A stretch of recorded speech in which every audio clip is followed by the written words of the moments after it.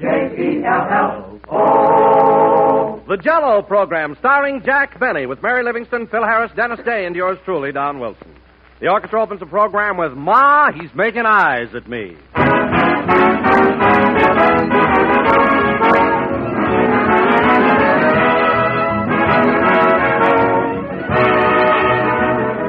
Here, ladies and gentlemen, are two of the most welcome sights in the world. A fat, saucy robin hopping on the lawn, first happy sign of spring, and that perfect dessert for spring, a shimmering mold of rich, radiant Jell-O.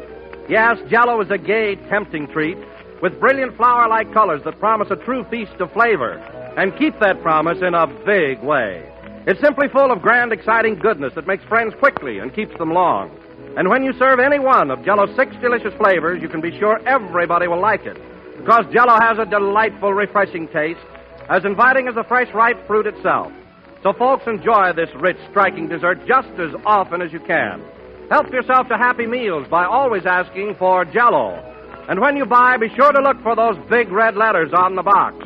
They spell Jell-O, and Jell-O spells a perfect dessert.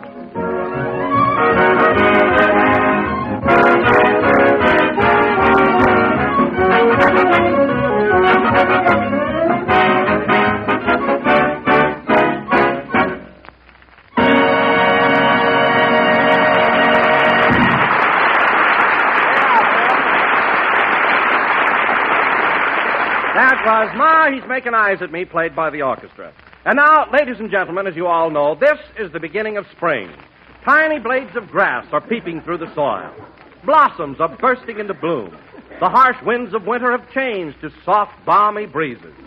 So without further ado, we bring you a man who is still wearing his longies, Jack Benny.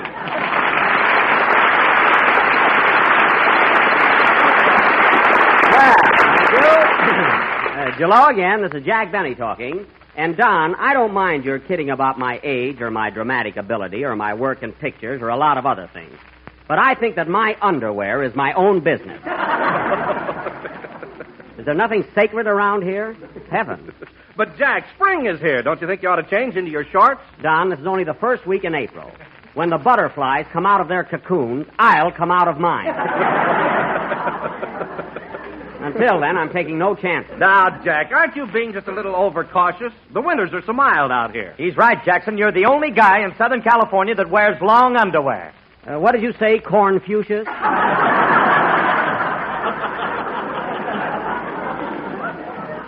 What was that? I said you're the only guy in Southern California that wears long underwear. Oh, yeah? Did you ever see Tyrone Power's backyard on a Monday morning? Don't tell me those are Annabella's.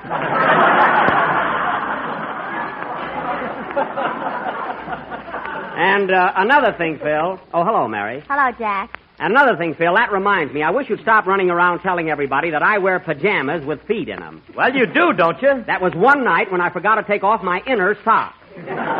Just one. Inner socks? My goodness, Jack. What's the idea of wearing 2 pairs of socks? He bought some big shoes cheap. Now, wait a minute, fellas, wait a minute. Don started out with a beautiful poetic introduction about blades of grass and blossoms on the trees and balmy breezes, so let's stay in the mood. You're right, Jack. Spring is beautiful. I'll say it is. You know, I was out in my yard this morning, and I saw the cutest little robin. Yeah? Gee, he was sweet. Oh, I love robins. And he just got in from the south. How do you know? He wasn't unpacked yet. Now, cut it out! Heavens to Betsy. You have to make a gag out of everything. Now, isn't there any romance in this crowd at all? I was up all night, if that's what you mean.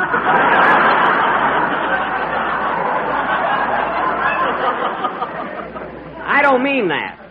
I'm talking about spring, birds, nature, flowers. Gee, doesn't a buttercup mean anything to you, Phil? Yeah, but don't let it get around. I won't. But no kidding, fellas. This is the season of the year when we should have joy in our hearts. We should be happy and gay. I'm happy, Mr. Benny. I know you are, Dennis. You're always happy.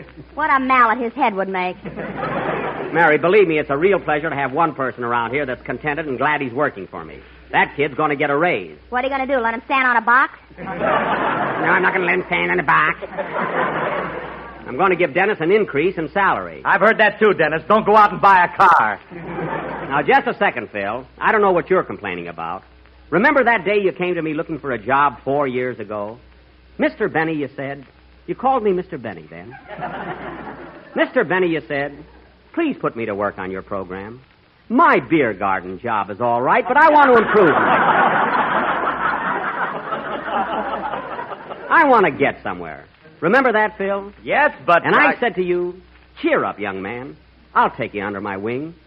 Well, Phil, I've kept my word, and you've been with me ever since. That's true, Jackson, but I still think that I'm not getting enough dough. Listen, Phil. Listen to me. Always be loyal and always be true to those who have toiled and struggled for you. It isn't the salary or money you get. It's the smile of a friend that counts. You can bet. For Benny's your pal, your buddy, your friend. He won't let you down. He'll stick to the end. So if it's money you want, pal, speak up, that's all. And I'll have a new orchestra beginning next fall. Applause.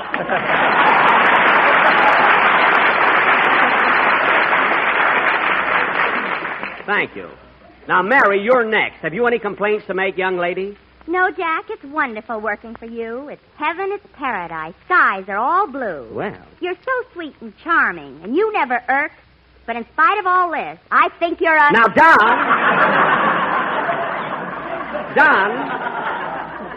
Don, have you anything to complain about? No, Jack, I'm happy here working for you. There's no other thing that I would rather do. I'm glad to be able to stand up and shout that Jell-O's so tempting it melts in your mouth.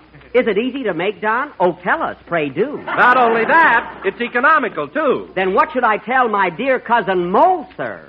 Tell him to run to his neighborhood grocer. Well, we dragged that in beautifully. And now let us hear from our own Dennis Day. Have you got a song, something mellow or gay? Oh, yes, sir, I have, and it's really brand new. Well, go ahead, swing it. Come on, let it go. Or go. Sing, Dennis. Doesn't spring make you silly, folks?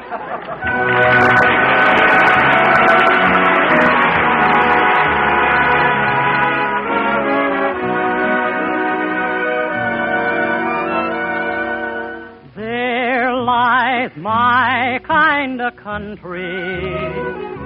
Round that last bend we're heading for.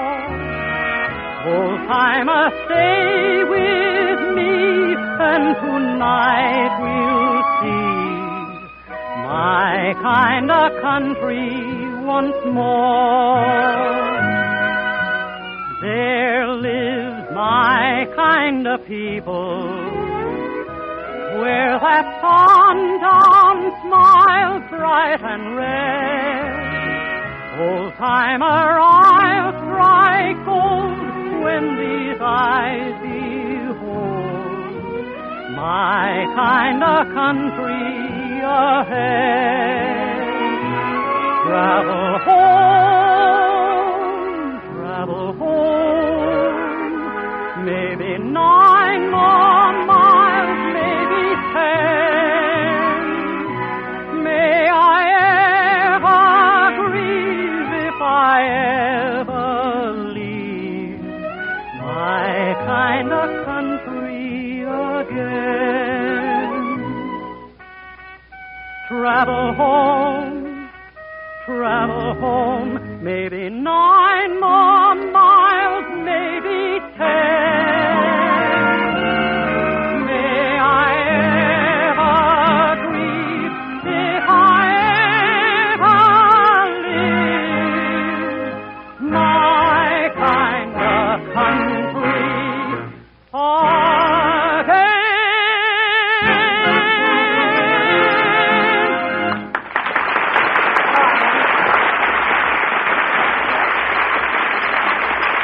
Very good, Dennis. Very good.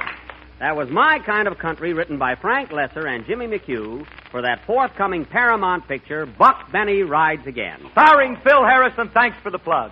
Now, wait a minute, Phil. Let's straighten this out right now. You're not the star of Buck Benny Rides Again. Well, I stand out in it, don't I? Phil, you stand out in that picture about as much as an oyster in Chesapeake Bay. In other words, son, you could be left out entirely and not affect the plot, the length, the suspense, the write-ups, the audience, and you take it from there. Now, fine star. By the way, Jack, when will the picture be finished? Oh, we're through with it, Don. In fact, I have a little surprise for you. Buck Benny is going to have its world premiere in New York in a couple of weeks, and we're all going. Oh, yes, sir. When are we leaving, Jack? Right after next Sunday's show, we're going to do 2 broadcasts there. Wait till the big city gets a load of me in my 10-gallon hat. Well, Jack, that's the kind of a He-Man part you've always wanted to play. So you finally made it, huh? Yes, and I don't want to brag or anything, Don, but I think I make a pretty good cowboy. Oh, Jack. What? Tell him about the trouble you had with your horse. Oh, you mean Abdul? Yeah. What a ham that animal was. He tried to steal every scene from me. Why didn't you turn him around so he wouldn't face the camera? He did, and the horse still had more personality than Jack.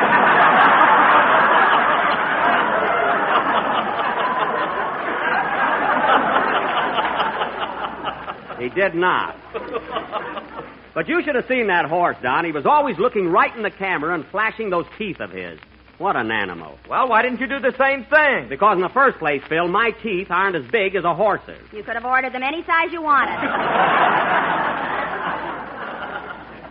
That's so. Well, you're just making things up, Mary. Because if I have false teeth, how is it I can crack nuts with them? You take them out and hammer. All right, Mary, all right. You can get on more subjects. We were talking about Buck Benny Rides Again. That's a swell title for a picture, Mr. Benny. How'd you happen to think of it? Well, you see, we used to do a series of... Dennis, didn't you ever listen to this program before you came to work on it? Didn't you? There goes my raise. Well, anyway, and you're right, Dennis.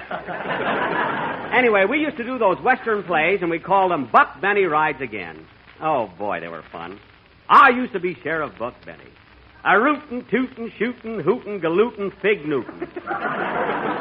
That was me. And I used to be your deputy, remember? Yes, sir. And I was Daisy Carson, your sweetheart. Remember how you'd always ride over to my house and visit me? Yeah. And we'd sit in the parlor and hold hands. Uh-huh. And then you'd put the lights out. Uh-huh. And then you'd show your home movies. Oh, boy, was I romantic. And then there was your pappy, Frank Carson, the town cut-up. That was me, folks. Where's my jug, Daisy? And didn't we have an awful time trying to catch Cactus Face Elmer, the villain? You know, fellas, I've got a great idea. Let's put on a Buck Benny tonight and show Dennis how we used to do them. Would you like to hear another one, folks?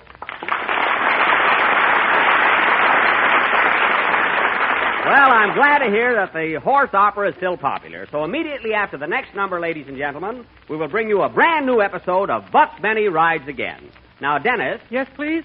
You can be one of my deputies and work with Don. You're sort of a dumb stooge type. Well, gee, I don't know if I can handle it.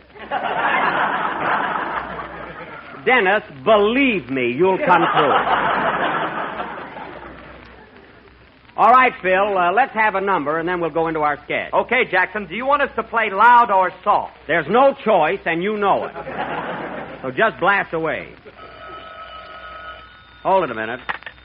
Hello? Oh, Mr. Benny, this is Rochester. Rochester, I begged and pleaded with you not to call me in the middle of a broadcast. Now, what do you want? Well, boss, I was just listening to the program, and I heard you say you were going to New York a week from tonight. That's right. Do your plans embrace your ambassador to Harlem?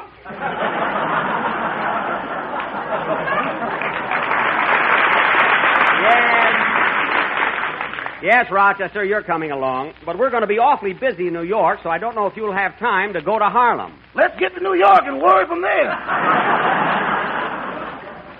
All right, all right. Now, as long as you know we're going, you might as well start making preparations. First of all, tell Mr. Billingsley, our boarder, that we're going to be gone a couple of weeks, so he'll have to make his own coffee in the morning. Okay. By the way, what are we going to do with that polar bear and ostrich? Carmichael and Trudy? I don't know. Maybe we can get them a week at the Orpheum. I doubt it. Carmichael hasn't rehearsed on his bicycle in a month, and he's all butterfingers with those Indian clubs. They'd never get booked. I don't know about that. Trudy does a mean striptease. Striptease? Yeah, she pulls her plumes out one by one. I know, but what have you got after the first show?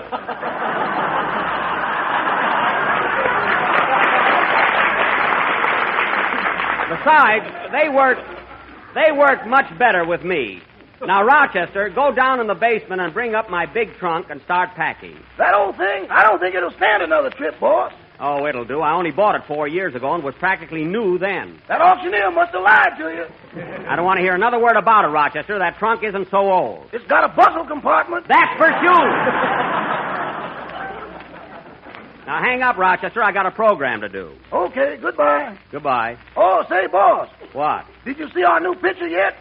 Yes, they ran Buck Benny for me at the studio last night. How am I in it? Very good, Rochester. You're swell. You're a big hit.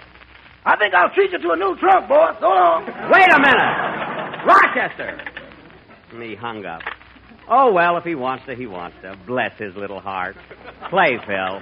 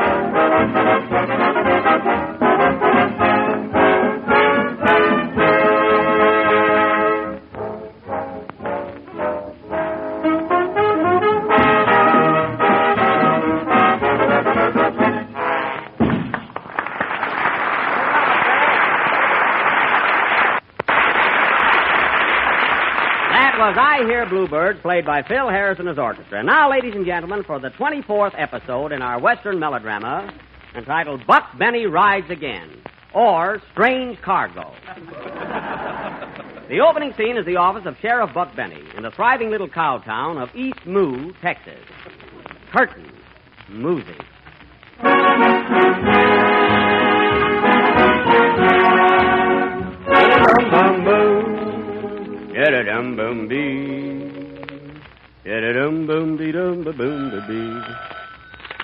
Hello? Sheriff's office, Buck Benny speaking. Oh, hello, Red. What? Did I hear about Deadeye? Oh, did I hear about Deadeye? Plugged, eh? What did Deadeye die? I mean, is he dead, Red? Oh, his dad. Deadeye's dad's dead. Red. Well, how'd he happen to get shot? Oh, he thought he found a horse. Well, thanks, Red. Goodbye. What's up, Sheriff? Deadeye's dad's dead. Deadeye's dad's dad. Deadeye's father just stole his last horse. Too bad. Good riddance, Saul. Now, if we could just get rid of Frank Carson, this town would be fit to live in. Now, hold on there, Deputy. That low-down, no-good skunk is my gal's father. Besides, he's reformed. Reformed? Why, last night he slept in the gutter in front of the East Moo Biltmore. Well, that's the best hotel in town, ain't it? I remember when Frank used to sleep in front of the firehouse. They had to take the hook and ladder out the back door. Where's Deputy Day? Oh, Day? Yes, please.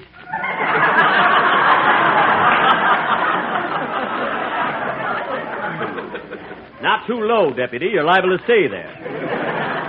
Now, look here, Day. I want you to go out and catch some crooks. We ain't got a single prisoner in this jail. With these beds, no wonder. Never mind that and hang out the vacancy sign. That always helps. And remember, Dave, the next time you go out... Did you hear that shooting, Buck? Yep, that's either 5 aces or her husband came home. But that's life, I guess. Say, Sheriff, I hate to keep harping on this, but When are we going to catch Cactus Face Elmer? We've been looking for him for 3 years. I don't know, Wilson. That vomit is harder to find than art in the Mighty Allen art players.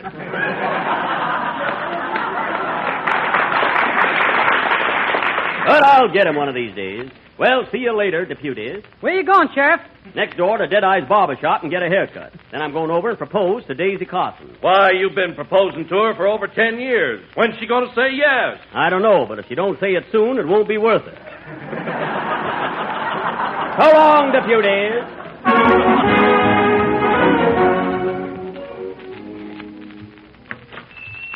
Hello, Deadeye. Howdy, Sheriff. Did you hear about your father getting shot a few minutes ago? No, was it fatal? Yep. Too bad. What'll it be, haircut or shave? Haircut. Put the bowl on and let's get going. Hello, Goldie. Give me one of them manicures, will you? Okay, Sheriff, slip me your paw. There you are. Watch out for my ears, Deadeye. I declare, Goldie, you're getting prettier every day. I am? Yep, but you've got a long way to go. A mighty long way. How was that, Deadeye? That's a good one. Say, Buck, at the time they plugged my old man, was he stealing a horse? Yes, he was, Deadeye. Bad habit. Sure you don't want to shave now? No, not today. There's a long hair growing out of your ear, Sheriff. Should I pull it out? Sure, go ahead. Now hold steady. I'm a-holding. Here we go. Yikes! That got it. Well, I guess I'll run over to Daisy's now. What do I owe you for that manicure, Goldie? 15 cents, and that's final. 15 cents, while all the other boys only pay a dime. What's the extra nickel for? You're the only guy in town with 10 fingers. That's right. There is a lot of shooting going on here. Well, so long, Deadeye. I'm going over and see Daisy. So long.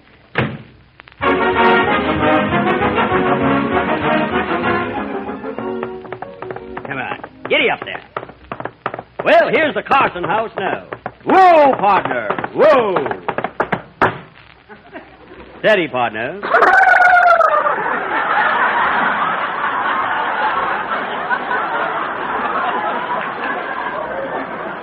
Steady now, and here's a note to chew while I'm gone. Hope Daisy likes my haircut. Come in. Hello, Daisy. Hello, tall, dark, and bow-legged. Well, gal, you don't exactly have to detour when you come to a fire hydrant yourself.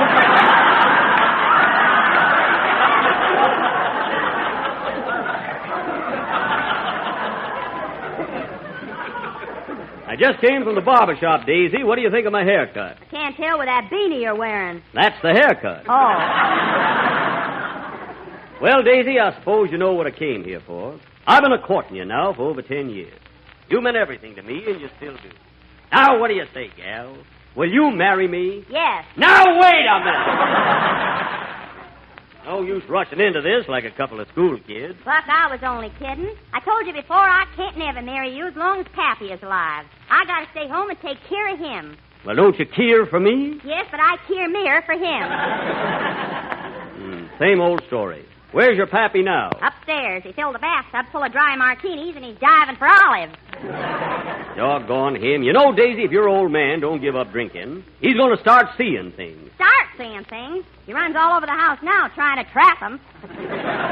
No fooling. Why, Buck, you know that big empty closet we got upstairs in the attic with nothing hanging on the walls? Yes? That's his trophy room. Well, I think I better have a talk with Frank and see if I can straighten him out.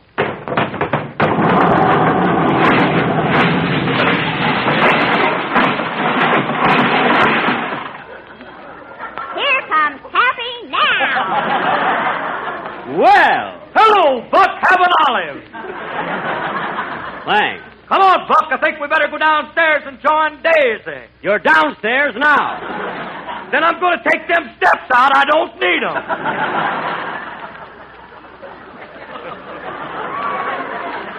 Well, Frank Carson, I'm disgusted with you. Look at him, Daisy. Look at him standing there with a jug in each hand. If I take one away, you'll fall over. I'll say he will. Now, you go back upstairs, Frank, and get some sleep. It'll do you good. Okay. Come on, boys. Boys? I don't see anyone. That's his elephants. He's got a herd of them. Well, Daisy, now that we're alone again, how about a kiss?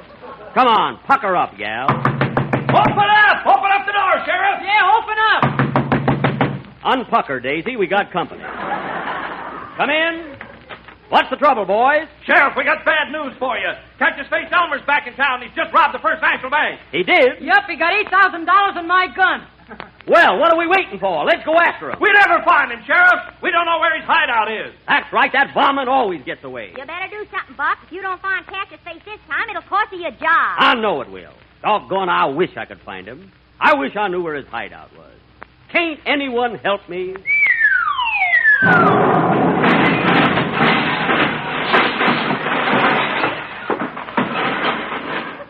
I'll help you, kid.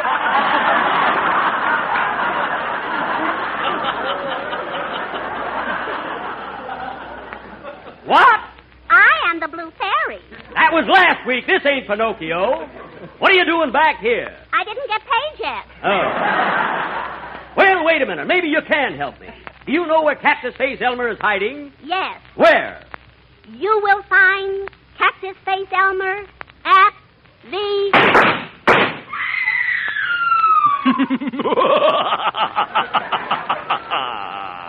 This, ladies and gentlemen, will not be continued next week. If you want to know the ending of this little play, eat a Welsh rarebit, a dish of chocolate ice cream, 4 dill pickles, doze off, and go to town. Play, Phil.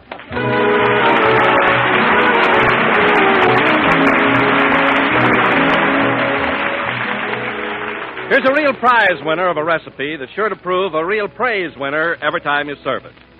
It's Jell-O Swell New Dessert, Cherry Pie Glacé. A rich, colorful combination of bright red cherry Jell-O and ripe, juicy cherries with a gay, beguiling flavor that will make everybody pass their plates for more.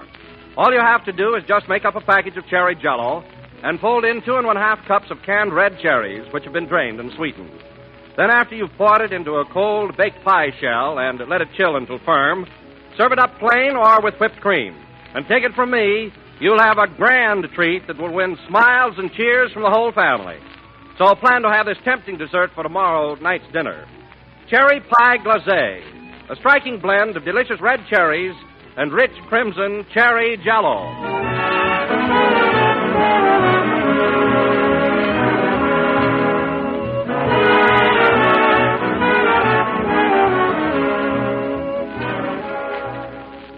This is the last number of the 27th program in the current Jell-O series. And we will be with you again next Sunday night at the same time.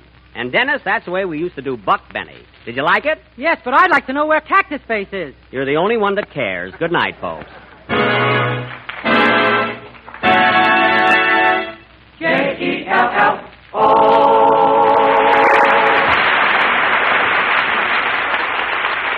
And here's more fun and enjoyment for you.